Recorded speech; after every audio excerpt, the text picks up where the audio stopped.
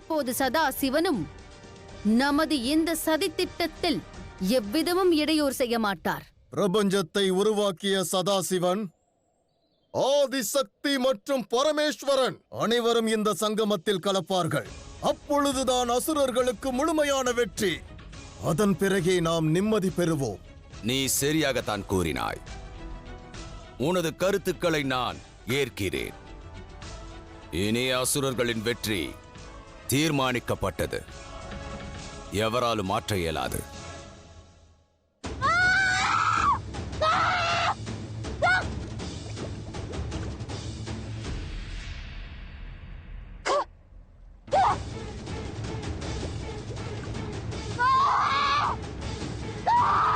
சோமநாதர் போற்றி! சோமநாதர் போற்றி! சோமநாதர் போற்றி! உரைத்தேன் அல்லவா, இப்பயணம் வேண்டாம் என்று உரைத்தேன் அல்லவா. விளைவுகளை பற்றி உரைத்தும் தாங்கள் புரிந்து கொள்ளவில்லை. தங்களின் இந்நிலை எண்ணி வருந்துகின்றேன். பயணத்தை துறந்திடுங்கள்.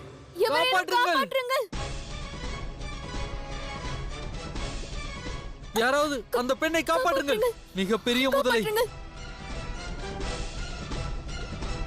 காப்பாற்றுங்கள்.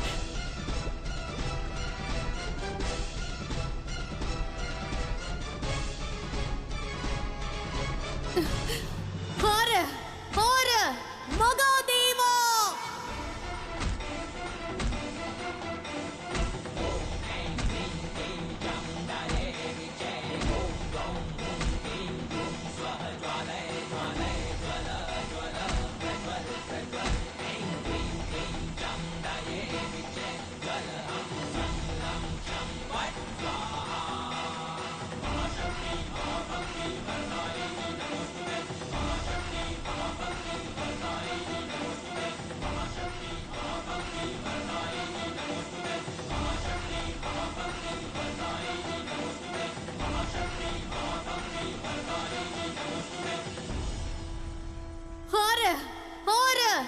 மகாதேவா!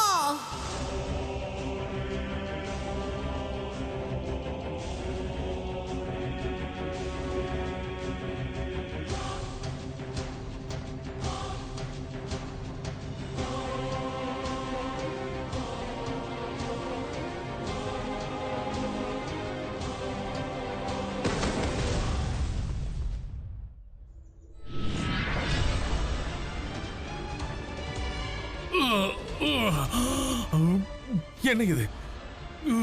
உனக்கு என்ன ஆனது? எழுந்திரு. சற்று முயற்சி செய். எழுந்திரு, எழுந்திரு, எழுந்திரு. ஹெய்தா, எழுந்திரு.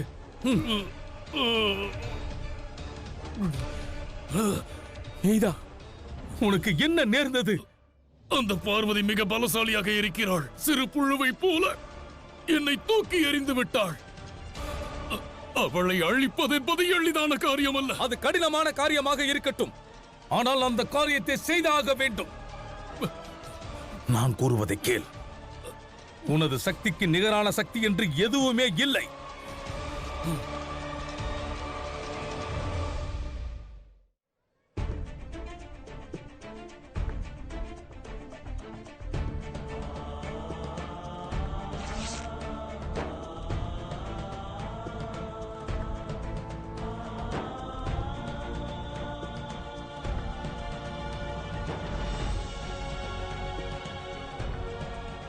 தாங்கள் நலம்தானே? நான் நலமாக இருக்கிறேன். மிக்க நன்றி. எத்தனை இன்னல்கள் வந்தாலும் சரி, 12 ஜோதிர்லிங்கங்களுக்கான பயணத்தை நான் நிச்சயம் முடிப்பேன். அதன் துவக்கமாக சோமநாதரின் முதல் யாத்திரையை நான் துவங்கப் போகிறேன். ஒரு நிமிடம். தாங்கள் சோமநாதம் செல்கிறீர்கள் அல்லவா? எனக்கு ஒரு உதவி செய்வீர்களா? கூறுங்கள். நான் என்ன செய்ய வேண்டும்? தாங்கள் அங்கு சென்று மகாதேவரிடம் கூறுங்கள், அவர் தேவி பார்வதியை துறந்து எங்கும் சென்றிருக்க கூடாது. அவர் மீண்டும் தனது சக்தியோடு இணைய வேண்டும். இந்த பிரபஞ்சத்தில் உள்ள அனைவரின் விருப்பமும் இதுதான்.